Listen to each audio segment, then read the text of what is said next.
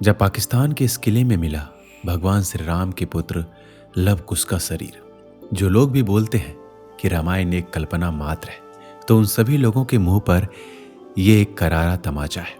क्योंकि आज हम आपको कुछ ऐसे ही सबूत दिखाने वाले हैं जिसे देखने के बाद आपके भी रोंगटे खड़े हो जाएंगे। वीडियो को पूरा ध्यान से और अंत तक जरूर देखिएगा। एक बार कमेंट बॉक्स में सच्चे दिल से जरूर लिखिएगा, जय श्री राम। पौराणिक कथाओं के अनुसार सीता के पृथ्वी में समा जाने के बाद विष्णु का 7वां अवतार यानी श्री राम का पृथ्वी पर काम पूरा हो गया था। श्री राम जी पहले ही हनुमान को पाताल भेज चुके थे एक अंगूठी ढूंढने के लिए, क्योंकि उन्हें पता था कि हनुमान रहेंगे तो वो अपना मानव रूपी त्याग नहीं कर पाएंगे। इसलिए श्री राम से मिलने के लिए एक साधु का भेष बनाकर यम उनसे मिलने आए थे। वो ये बताने आए थे कि राम को अब बैकुंठ लौटना होगा। उनसे मिलते समय राम ने लक्ष्मण को आदेश दिया कि वो किसी को भी अंदर आने ना दे, नहीं तो उस इंसान को मृत्यु दंड दिया जाएगा। जब राम और यम अंदर थे तो ऋषि दुर्वासा आए। दुर्वासा ऋषि अपने क्रोध के कारण बहुत प्रसिद्ध थे। लक्ष्मण ने उन्हें रोका तो दुर्वासा ऋषि ने राम को श्राप देने की बात कही। ऐसे में भाई को श्राप ना मिले, इसके लिए लक्ष्मण ने खुद का बलिदान देने की सोची। ऐसे में राम को समझ नहीं आया कि वो लक्ष्मण को कैसे मारे। राम ने लक्ष्मण को देश से निकाल दिया, जो लक्ष्मण जी के लिए वह मृत्यु के समान ही था। इसलिए वो सरयू नदी में समा गए और शेषनाग का रूप धारण कर लिया। इसके बाद राम ने भी इसी तरह अपनी देह त्याग दी। तो दोस्तों, अब सवाल ये उठता है कि भगवान राम के जल समाधि के बाद उनके पुत्र लव और कुश का क्या हुआ। आज के इस वीडियो में उसी रहस्य से पर्दा उठेगा और सभी कट्टरपंथियों के होश उड़ जाने वाले हैं। दोस्तों, प्राचीन काल में लाहौर का नाम लवपुरम हुआ करता था, जो कि अब पाकिस्तान में मौजूद है। दोस्तों, इस घटना की शुरुआत होती है सन 2010 के कश्मीर के श्रीनगर से। वहां पर दशहरे का पावन पर्व बहुत ही धूमधाम से मनाया जा रहा था और उसी उपलक्ष्य में रामलीला का कार्यक्रम भी रखा गया था। लेकिन जब इस रामलीला का अंत हुआ तो सभी लोग बहुत खुश थे, लेकिन वहां पर कुछ मुस्लिम शख्स मौजूद था जो इन सभी का मजाक उड़ा रहा था। उसका कहना था कि यह रामायण केवल कल्पना मात्र है और ये तुम हिंदुओं की सोच का नतीजा है। उस रामलीला में जो प्रभु श्री राम का किरदार निभा रहे थे, उनका नाम था रघुनंदन जी। रघुनंदन जी ने देखा कि वो वहां पर मौजूद मुस्लिम लोग हिंदू सनातन धर्म का मजाक उड़ा रहा है। तब उन्होंने उस मुस्लिम शख्स से कहा कि अगले 10 दिनों में मैं तुम्हें एक ऐसा प्रमाण लाकर दूंगा जिससे तुम्हारे साथ साथ सभी कट्टरपंथियों के होश उड़ जाएंगे और पूरी दुनिया में ये बात साबित हो जाएगी कि रामायण कल्पना नहीं बल्कि एकदम सत्य है। रघुनंदन जी चैलेंज तो ले लिए थे, लेकिन अब उनके सर पर बहुत ही बड़ी चुनौती थी कि आखिर वो सबूत कहां से जुटाए।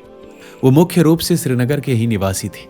रघुनंदन जी को एक ऐसे परिवार के बारे में पता चला जो प्रभु श्री राम के बेटे लव के वंशज थे। उनका नाम था महाराज सवाई और वो आज भी श्रीनगर में ही निवास करते हैं।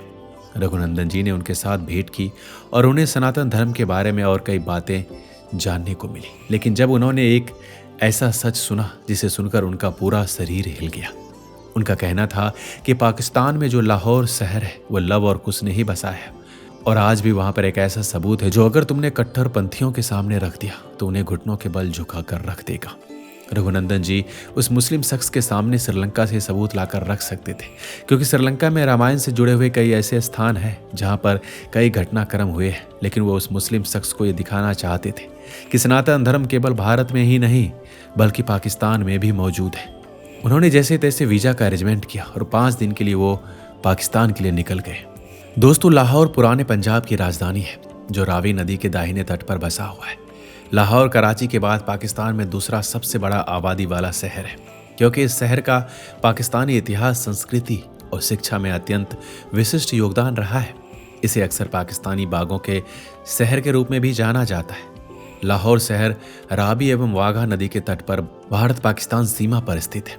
दोस्तों, लेकिन जब आप इसके पीछे के रामायण के रहस्य के बारे में जानेंगे तो आपके होश उड़ जाएंगे। दोस्तों, वाल्मीकि रामायण के अनुसार राम के जल समाधि लेने से पूर्व उन्होंने अपने पहले बेटे लव को उत्तर और कुश को दक्षिण कौशल का राज्य दिया था। दक्षिण कौशल में कुश ने कुशावती नामक नगरी बसाई थी और अगर हम हिंदू मान्यताओं की माने तो लाहौर नगर का प्राचीन नाम लवपुर या लवपुरी था और इसे प्रभु श्री राम के पुत्र लव ने बसाया था।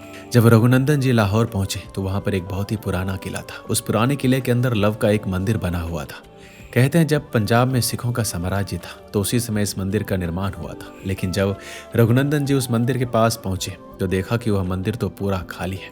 वहां पर मुस्लिम होने के कारण कोई भी उस मंदिर के देखरेख करने वाला नहीं था। लेकिन जब उन्होंने वहां पर मौजूद एक ऐसे स्थान को देखा जिसे देखकर वह भौचक्के रह गए, क्योंकि वहां पर आज भी लव की समाधि बनी हुई थी। वहीं पर उन्हें शत्रुंजय का एक अभिलेख भी मिला जिस पर साफ साफ लिखा हुआ था कि लवपुर या लाहौर आज से पहले लवपुरी के नाम से ही जाना जाता था। इसे लामपुर भी कहते थे, जिसे भगवान श्री राम के पुत्र लव ने बसाया था। जब रघुनंदन जी ने अपने इतिहास को इतने करीब से देखा तो वो बहुत ही भाग्यशाली महसूस कर रहे थे। उन्होंने उन सभी जगहों की एक वीडियो बनाई और फोटो भी खींचे जहाँ पर कई ऐसे सबूत मौजूद थे जो रामायण के साथ जुड़े हुए थे। सचमुच में पाकिस्तान के लाहौर शहर को प्रभु श्री राम के पुत्र लव ने ही बसाया था।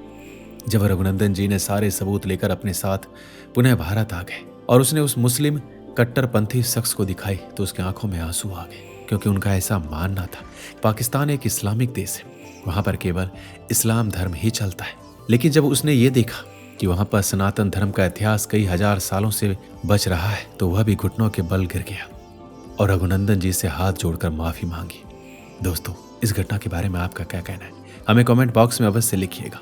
मिलते हैं अगली वीडियो में, अपना ख्याल रखिएगा। धन्यवाद।